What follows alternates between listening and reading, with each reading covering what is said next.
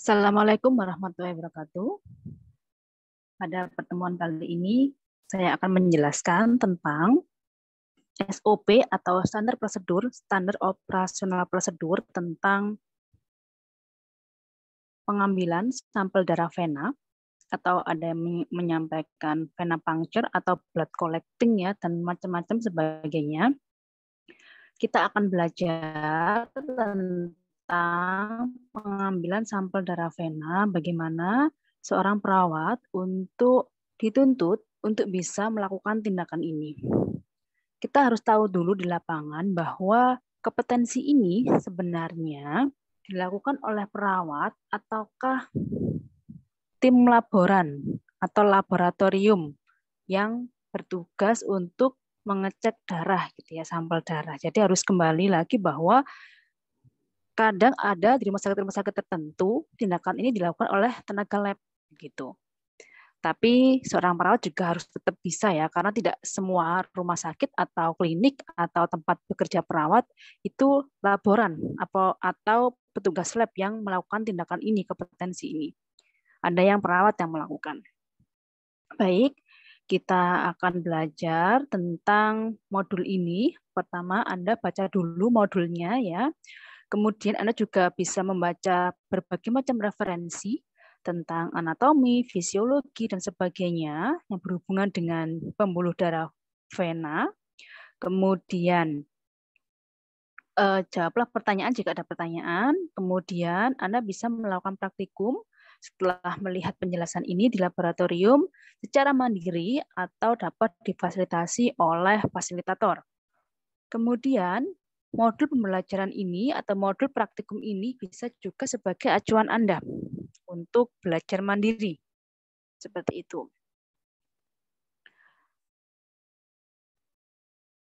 Tujuan umum dari pembelajaran ini adalah mahasiswa mampu melakukan pengambilan sampel darah vena dengan benar. Kemudian tujuan khususnya yaitu mahasiswa memahami tentang definisi pengambilan sampel darah vena, kemudian tujuan pengambilan sampel darah vena dengan tepat ya semuanya ya, kemudian jenis-jenis pemeriksaan, kemudian lokasi pengambilan sampel darah vena, dan cara melakukan atau tindakan melakukan pengambilan darah vena dengan benar atau tepat. Nah, kita belajar sedikit ya tentang konsepnya. Apa itu definisi dari sampel darah vena? Yaitu pengambilan cairan darah dari pembuluh darah dengan spet. Spet ini bisa berbagai macam bentuk ya. Nanti ada gambarnya, ada spetnya Anda harus sesuaikan. Jangan sampai misalkan sampel darah yang dibutuhkan pasien 10 cc, ternyata Anda salah. Spet yang Anda ambil atau yang Anda siapkan hanya 5 cc.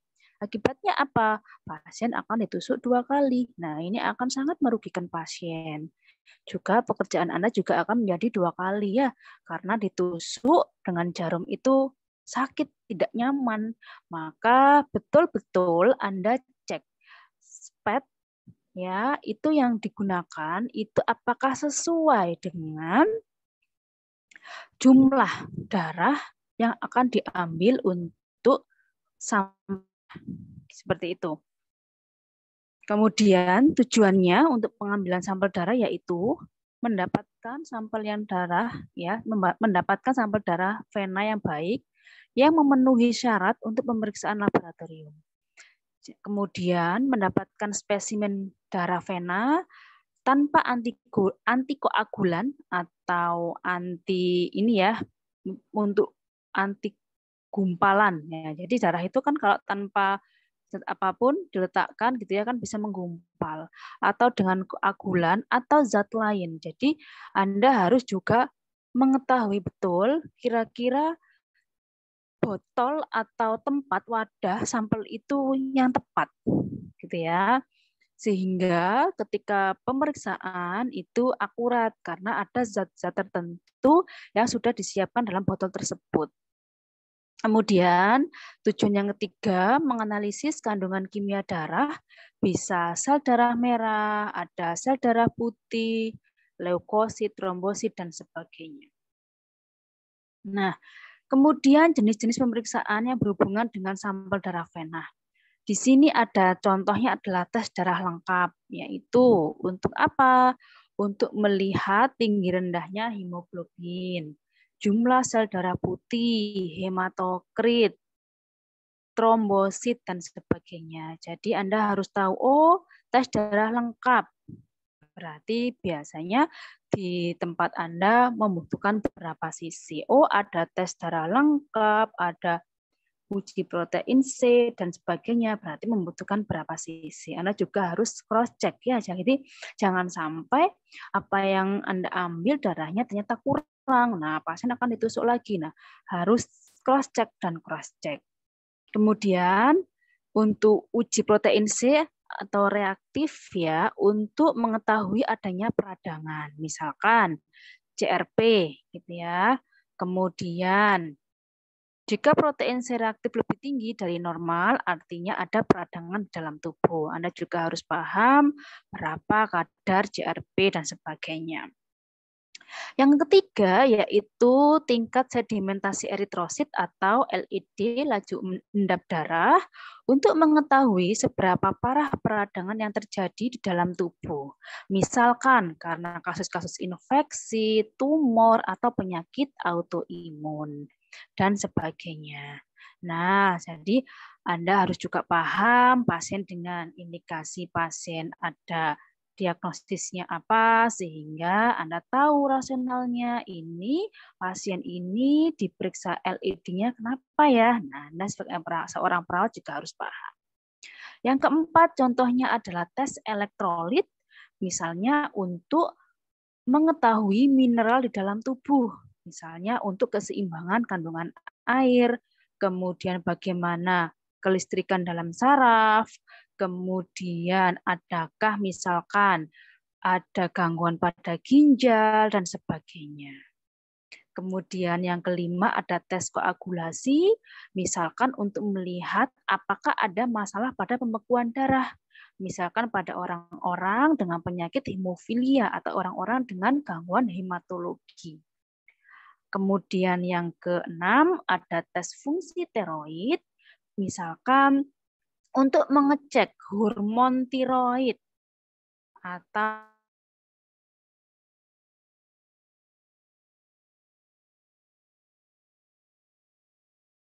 atau pasien-pasien yang dicurigai adanya gangguan pada sistem hormonal. Kemudian ada tes enzim linkage immunosorbent assay atau ELISA. Misalkan di sini untuk melihat adanya antibodi dalam tubuh. Misalkan pada tes HIV, ada toksoplasma, ada alergi, dan sebagainya. Jadi Anda paham betul, oh pasien ini dicurigai dengan diagnosis medis X, misalkan, oh pantesan, maka dilakukan tindakan pemeriksaan ELISA. Kemudian ada lagi tes darah untuk menilai resiko penyakit jantung. Nah, ini contoh ya, contoh misalkan pada pasien-pasien yang diduga memiliki penyakit jantung koroner. Misalkan ada kolesterol yang dicek, LDL, kemudian trigliserid, dan sebagainya. Nah, kemudian ada juga pemeriksaan pasien di sini ya, ada pasien yang diharuskan puasa dulu untuk pemeriksaan darah vena ini, ada yang tidak. Jadi seorang perawat harus paham ini pemeriksaan apa, apakah butuh puasa atau tidak, dan sebagainya. Karena ini nanti akan mempengaruhi hasil dari lab pasien. Jadi sebelum Anda melakukan tindakan, Anda harus cek dulu, Anda validasi dulu ke pasien, Bapak tadi sudah puasa mulai dan jam berapa, dan sebagainya ya. Jadi silakan Anda cross check hal tersebut. Oke, sekarang kita akan menuju ke lokasi-lokasi pengambilan darah vena. Jadi ini adalah contoh ya, ini tidak saklek ya, karena kita harus melihat kondisi pasien juga. Lokasi pengambilan sampel darah vena. Misalkan pada kaki, vena sapena magna. Ada vena poplitea atau vena superficial lain yang cukup besar untuk pengambilan darah vena. Bentar, ini ya, pada kaki saya kecilkan sedikit. Nah, di sini ya. Jadi, ini adalah vena pada kaki, vena sapena magna, vena popliteer, dan sebagainya. Tapi ini biasanya kaki yang kedua ya, biasanya pada pasien itu biasanya diutamakan yang sini dulu, karena biasanya ini mudah untuk dicari. Ya. Nah, biasanya pada tangan yang non-dominan atau tangan yang tidak terpasang jarum infus. Jadi Anda harus paham ya bagaimana cara menentukan di mana letak Anda mengambil darah vena atau sampel darah vena, usahakan jangan yang terpasang infus ya. Tapi kita harus melihat situasi, jika memang pasien sering ya diambil, maka harus mengambil vena yang bagus ya, karena memang situasional, karena memang ada pasien-pasien yang sering sekali diambil sehingga susah untuk mencarinya. Contoh ini adalah vena pada lengan. Ada vena basilika, ada vena cephalica, ada fossa mediana cupiti ya. Ini fossa mediana cupiti, vena medial antebrachial dan sebagainya. Jadi ini adalah jenis contoh vena-vena yang dapat diambil untuk pengambilan darah vena. Ini untuk yang kaki tadi. Kemudian ini contoh pada bayi. Nah, kalau pada bayi itu venanya kan pada neonatus ya, itu kan venanya masih kecil-kecil. Nah, biasanya venanya akan diambil yang kelihatan pada kepala biasanya. Jadi ada frontal vein, temporal vein, dan sebagainya. Superficial temporal vein, dan sebagainya. Jadi memang khusus ya pada bayi, karena memang pada tangan, pada kaki itu belum kelihatan susah. Biasanya pada kepala. Nah, tentu saja jumlah cc-nya atau milinya juga berbeda pada orang dewasa, lebih sedikit. Kemudian jarumnya yang dipakai juga lebih kecil, dan juga tempat wadahnya untuk bayi juga akan berbeda dengan dewasa. Nggak mungkin kan diambil 10 cc gitu, enggak. Jadi pada bayi Anda juga harus paham berapa cc, jangan sampai melebihi ya, karena cairan pada bayi sangat berpengaruh ya, beda dengan orang dewasa. Jadi Anda harus tahu betul. Kemudian ini pada bayi ya, kemudian ini vena jugularis jarang ya kalau ini ya. Ini jarang sekali kalau vena jugularis, karena emang ini memang pada vena yang besar ya, dan bahayanya lebih tinggi. Jarang. Nah, ini juga ada vena femoralis juga jarang dilakukan. Tapi jika dalam keadaan darurat bisa, tapi untuk pengambilan darah vena jarang sekali dilakukan. Nah, ini adalah SOP atau standar operasional prosedur pengambilan sampel darah vena. Sebelum saya ke sini, saya akan memperlihatkan dulu contoh SPED atau gambar ya. Ini jenis jarum ya. Jenis jarum ini contoh jarum yang biasanya digunakan oleh ahli laboratorium. Jadi jarumnya seperti ini langsung masuk, ini langsung ke tabungnya. Jadi vakum langsung begini tanpa SPED. Jadi ini jarumnya masuk, kemudian ini dihubungkan tabungnya langsung masuk vakum, langsung segera bisa dikirim ke laboratorium. Ada juga yang pakai SPED yang biasa, ya. Jadi ada berbagai macam jenisnya, tergantung di lapangan seperti apa. Anda harus bisa menyesuaikan, ya. Ini apa, gitu ya. Jadi seperti ini. Kemudian ini adalah jenis contoh tabung yang digunakan. Ini contoh botol sampel vena untuk kultur. Jadi ini sudah ada misalkan pengambilan darah vena untuk dicek apakah ada infeksi jamur, bakteri atau apa begitu ya. Dicek di laboratorium. Di sini sudah ada cairan yang sudah disediakan oleh perusahaan gitu ya. Sehingga Anda tinggal memasukkan cairan darah ke sini ya. Kemudian Anda cek apakah perlu dikocok atau bagaimana ya, atau disentrifugal diputar-putar gitu ya, atau seperti apa. Anda cek petunjuknya sehingga ini bisa dicekkan di laboratorium pasien terinfeksi apa, karena sudah ada media-media kuman atau yang lain yang disediakan. Yang ini ada jenis-jenis dari botol vakum yang disediakan oleh perusahaan. Jadi ini tergantung dari rumah sakit itu bekerja dengan perusahaan apa, karena beda-beda ya. Jadi Anda lihat protapnya seperti itu. Ini contoh ya, jadi ini tidak saklek ya, ini contoh saja. Keterangan tabung kode warna tabung vakum ya. Jadi ini adalah tabung yang hampa udara. Jadi ketika Anda sudah melihat tabungnya, jangan lupa tabung tersebut dilihat expirednya. Kemudian tabung tersebut pemeriksaan pasien apa, misalkan DL gitu ya, maka tabung yang sesuai tabungnya dengan tutup warna apa. Anda selalu cek. Kemudian sebelum Anda mengambil sampel darah vena, di tabung itu Anda tuliskan dulu identitas pasien. Apakah dengan stiker, dengan spidol, marker, atau sebagainya. Jadi tidak sampai tertukar dengan pasien yang lain. Gitu ya. Nah, ini adalah tabung vakum, yaitu tabung yang hampa udara. Kemudian ketika Anda memasukkan ya dengan spet, maka akan masuk sendiri.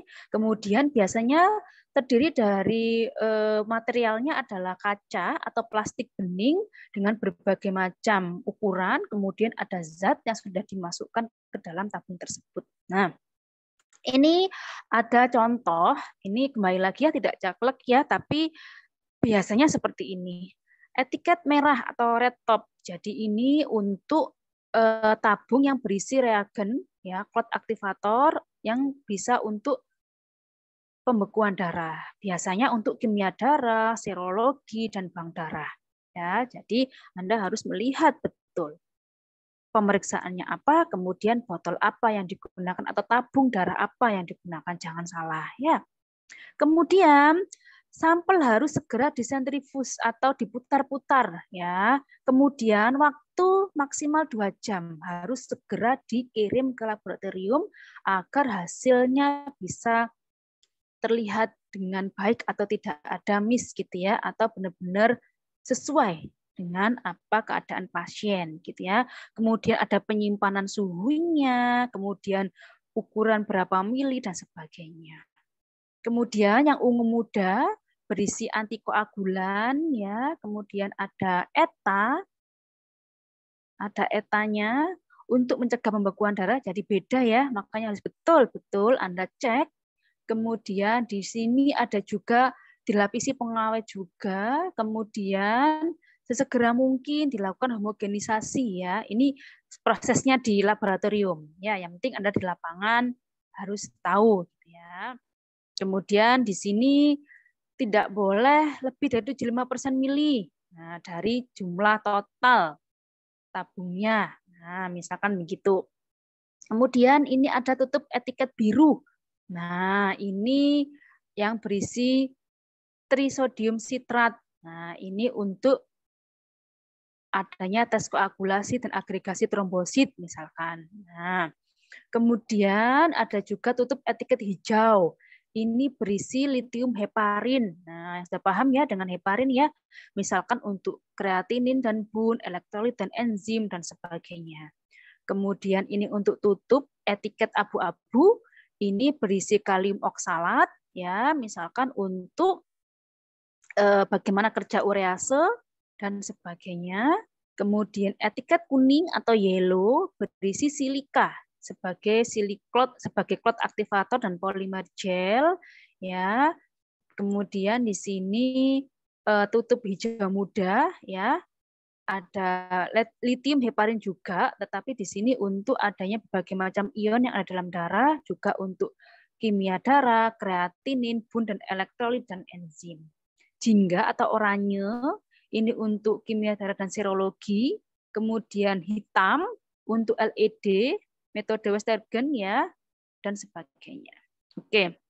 Sekarang saya akan menjelaskan tentang SOP atau standar operasional prosedur cara pengambilan sampel darah. Sama ya.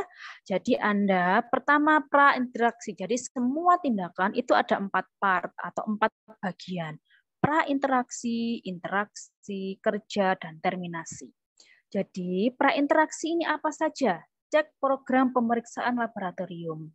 Kemudian lembar pemeriksaan laboratorium darah vena, kemudian identitas pasien ya, nomor register, lembar pemeriksaan laboratorium, kemudian wadah atau botol sampel barcode barcode dan lain-lain. Tulis ya, kalau perlu ditulis langsung ya. Kemudian swab dan jarum steril dalam tempatnya sesuai dengan kebutuhan. Ingat, jangan sampai keliru. Kemudian kapas alkohol swab dan tempatnya, kemudian torniket atau pembendung, kemudian botol tempat sampel tadi sudah ya. Nah, kemudian sarung tangan bersih, pengalas, bengkok, plester, ballpoint, dan lakukan mencuci tangan 6 langkah sesuai dengan standar WHO. Kemudian ada fase interaksi, yaitu menjelaskan atau mengucapkan salam terapeutik, selamat pagi Pak, saya perawat X, misalkan saya ingin mengambil darah dari vena Bapak atau vena-vena atau saluran darah yang berwarna biru itu loh Pak. Nah, gunakan bahasa seawam mungkin. Jangan lupa identifikasi gelang pasien wajib dilakukan. Jangan sampai salah. Lakukan seluruh apapun tindakan Anda, walaupun tindakan non-invasif, harus melakukan identifikasi gelang pasien. Wajib. Keselamatan pasien, standar pasien. Standar operasional di rumah sakit harus identifikasi gelang pasien. Nama, nomor register, tempat tanggal lahir, dan sebagainya. Jika pasien sadar, tanya, Bapak namanya siapa?